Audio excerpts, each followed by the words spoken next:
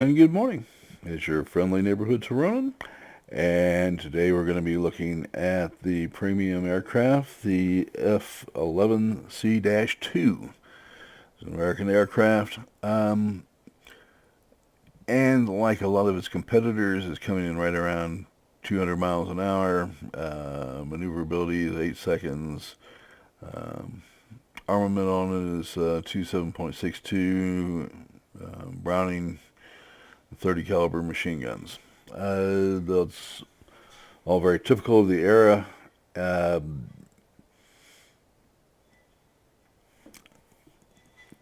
we'll take it from there. This is not a World War One type of aircraft. It's actually just after World War One that America began to produce indigenous fighters that were as good as anybody else's. Until then, we had to borrow other people's designs, with the exception of an aircraft called the Jenny. You can go look it up on Wikipedia. The two-seater turned out to be damn near as maneuverable as a one-seater, and it was being produced in large numbers.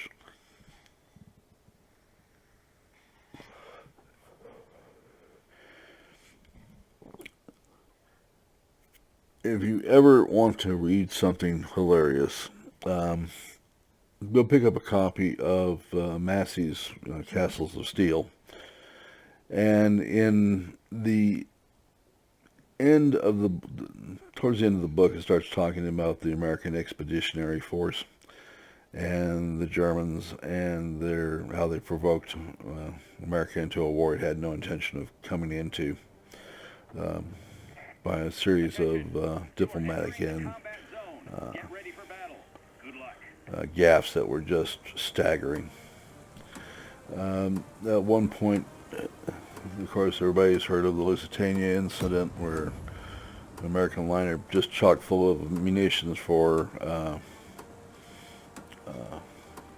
British war effort was sunk fairly close to its intended port, caused a major incident. Of course, because it was full of munitions, which was kind of overlooked by the American press at the time, it was a perfectly legitimate target with a large loss of life, unfortunately.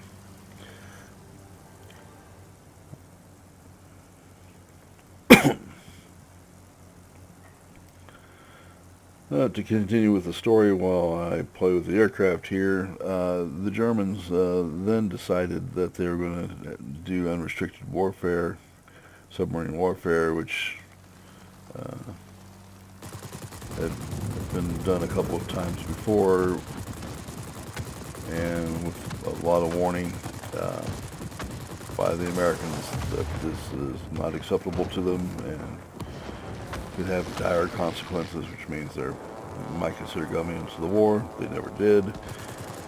And then they proceeded with unrestricted submarine warfare. Um,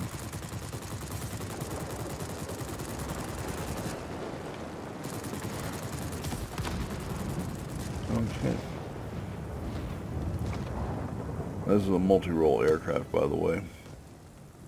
It's got a bomb on it. The bomb. I'm just trying to determine where everybody else is going, and I can't make that determination, so I'm just going to go for the nearest target. If they don't like it, they can flop it. Okay.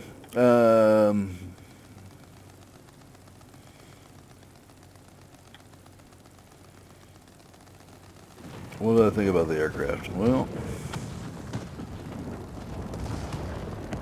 I like the Hawk 2 better, and I like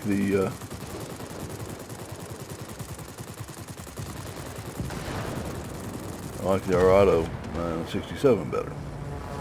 I'm an American, by the way, but that doesn't stop my evaluations of aircraft from being as honest as I can get away with.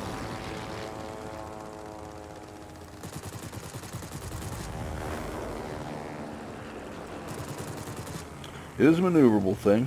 Uh, we'll give it that. It's got a bomb.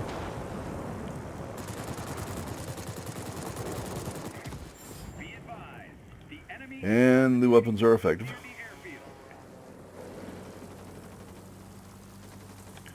Now, how effective it's going to be against this big old ground attack aircraft is another story entirely, but well, it died one way or the other.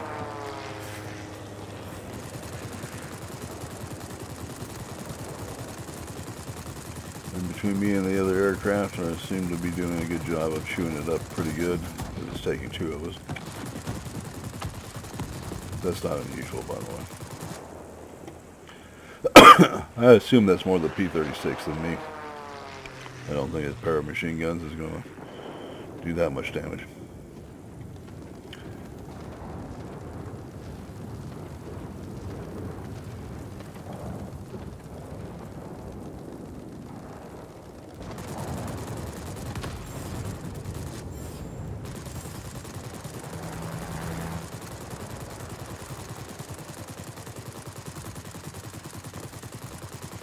I'm glad these guns take a long time to overheat.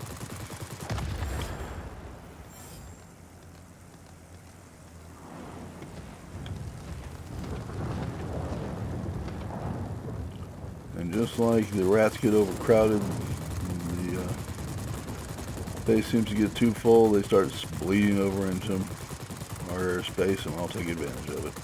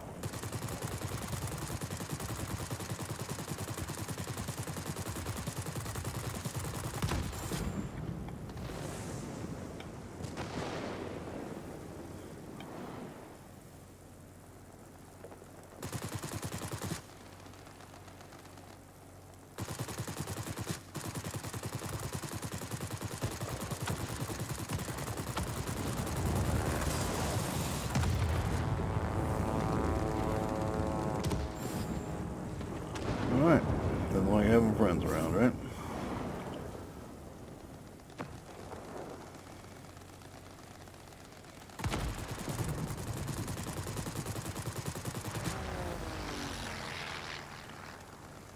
Don't come around. So to continue with the story, the Germans then decided that they would contact Mexico using U.S. communications facilities and asked the you have to get the gall of this. They asked the U.S. for communications facilities. The U.S. set them up for them, did not monitor their communications. And then this proceeded to send messages to Mexico, offering them help in starting a war with the United States. In return for that help, Germany would back them up militarily and help them take back territory they lost in the Mexican-American War. The Mexican government thought this was nothing short of insane and wanted nothing to do with it. Politely told them to buzz off. The British had broken many of the German codes and turned the information over to the United States, which read it and promptly declared war, having decided that Germany was just not a country she was prepared to tolerate any longer.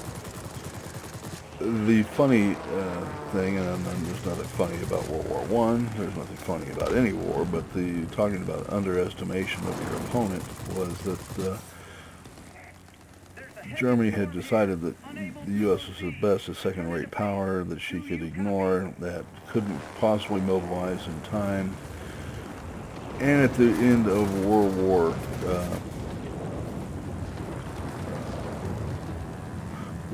I, there were 2 million Americans on the continent, 500,000 on the front line, and needless to say, this point, it broke the back of the German resistance. It's just a sheer numbers.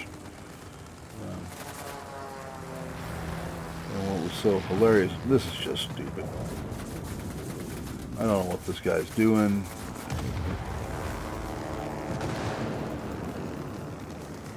Thank you for somebody putting me out of my misery. Ugh.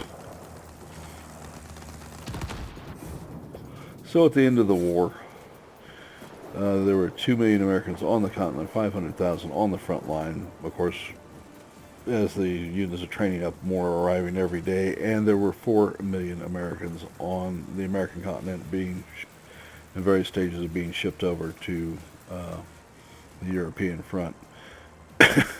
It has to go with one of the greatest military blunders of all time.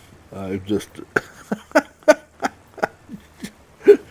Hell, it was just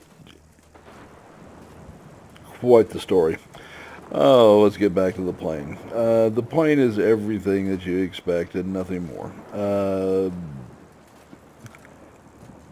I have no idea how many aircraft I shot down. Quite a few. And it's... I like it a little bit better than the Hawk, but that's marginal at best. I like the Aredo 67 much better. And I like the Japanese line better than both of them, to be flat honest. Just the plain step up.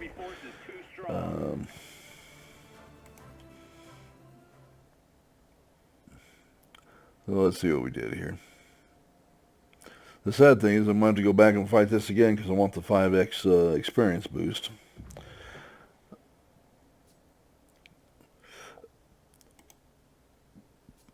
And I'm going to choose the Allied side. I took Axis last night. Got 1 crate instead of 4. That's not acceptable. Alright, so we shot down 8, assisted with 7, captured 1 sector. You know, there's nothing wrong with this plane. If you're getting the impression that I don't like it, it's fine. It's true of any of the aircraft at this stage. So there's nothing, you know, it's more the pilot than it is the plane for the most part. I'm sure there's an awful plane out there somewhere. I just haven't run across it. But you know, if you want to go back and play on Tier 2, I'd take this one just as soon as any of the others. My preference is on the Aredo. I like that one a little better. Turns a little better. But that's about it. It's a good aircraft. I certainly wouldn't hesitate to take it. Kind of liked it, matter of fact. But there's nothing outstanding about it. Most of the aircraft of this level. If you want a seal clubber, again, the one I recommend is the I-15 BIS, the Soviet fighter. I have a friend that has one and swears by it, and you can tell by the armament that's what's making the difference. So that's it. I hope you liked the video. If you don't like the video, let me know why. If you do, click the like button. And I need all the subscribers I can get. You have a great day. We'll see you tomorrow.